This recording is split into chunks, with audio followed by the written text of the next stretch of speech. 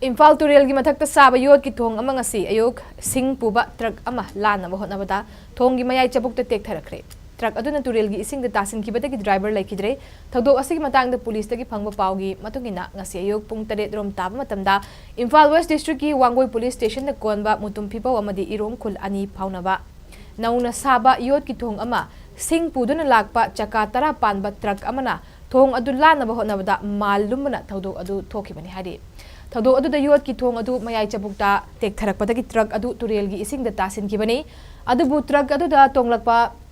miyoi anidi manak nakpada leiramba miyamna kanma ngamhoduna hospital da pukhatuna laying chathaki amaromda truck adu gi saruk ayamba ising manungda lupkibana driver adu matam khara thiba khangdana leikhi adubu thadok thokfamda haujik Manipur Fire Service police amadi SDRF ki team sing laktuna truck adu laukhatna ba hotna ki amadi nungtil pung